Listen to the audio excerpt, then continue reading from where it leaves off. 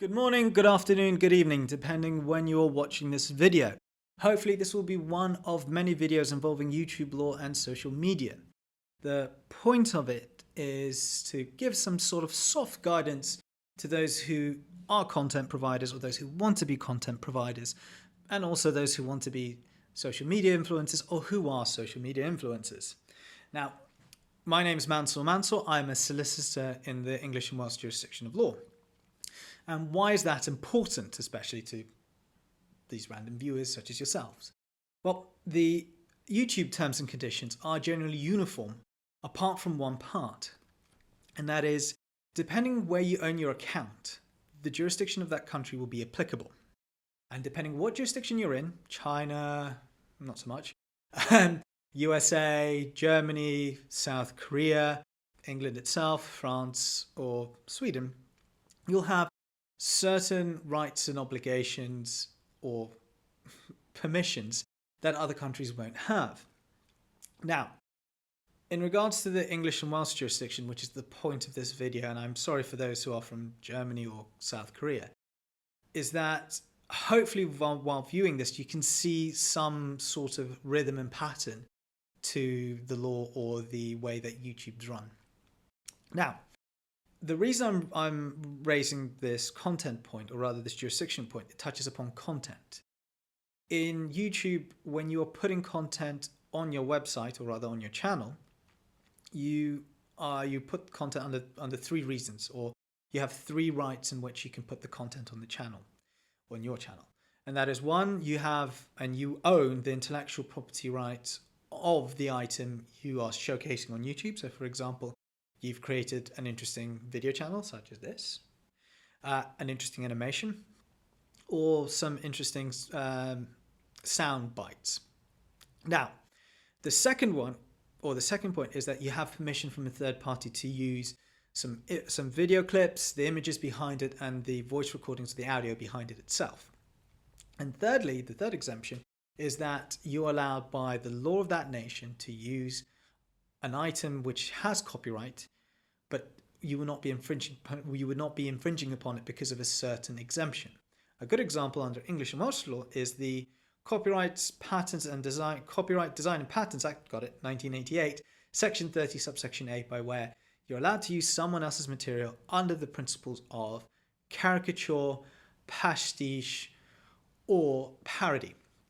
But there's always a reasonableness or reasonable use behind it. You can't just say, oh, I'm using this whole entire film of, let's say, Jurassic Park under the point of parody. No, there's a give and take to it.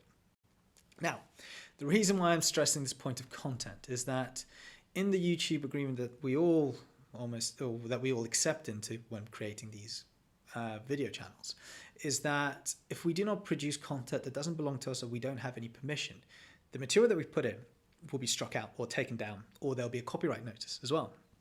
So just to avoid the headache of going through the copyrights procedure, which will be another video in itself, and also parody, to kind of save yourself time and effort, just be wary of the materials you've put in. So in other words, let's think about putting food in your own body, or rather on your own YouTube channel. Make sure that the stuff you put in is actually healthy. I know this sounds kind of a horrible example, but this is the only one I can think of at this moment in time, especially in this take.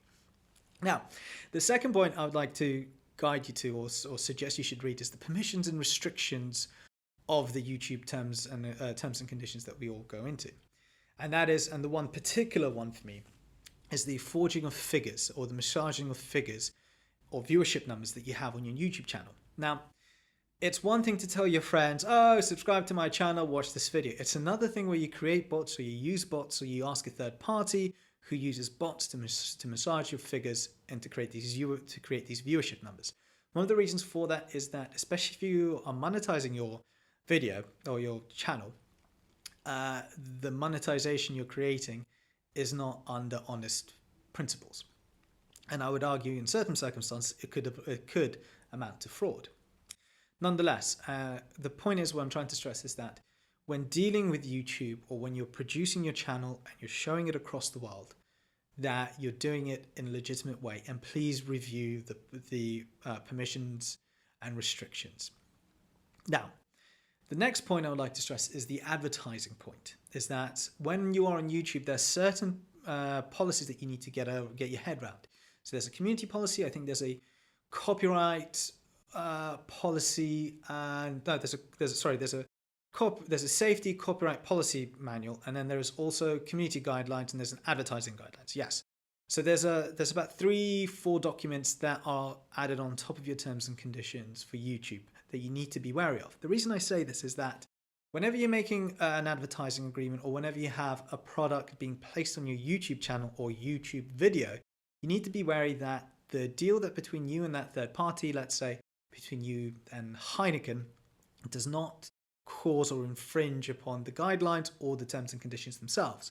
Because if you do that, well, not only you've breached the YouTube video guidance, therefore they can take down your video, also most likely you would have breached the contract between you and Heineken or whatever beverage you want to use, or whatever advertising company to have those videos on your channel. So when dealing with any third party, how can I say, advertisers, make sure your content which involves their product does not breach those items. Now, just to kind of summarize everything and to make things a bit easier, what you have to look at when dealing with the YouTube terms and conditions: know your jurisdiction, know the rights behind those jurisdictions which can affect your content, know the restrictions and permissions that you're allowed to do or allowed to have, or be aware of them. And lastly, look at the advertising guidelines which will help you monetize but also publicize your content. If you have any further questions, please put them on the comment page below. You'll see somewhere here or there or anywhere on this clip our YouTube handle, our Twitter handle. So please send us some questions or some queries, and hopefully we will address it in the next video. Anyway, thank you very much. Have a good morning, good afternoon, and a good night. Bye. Subscribe.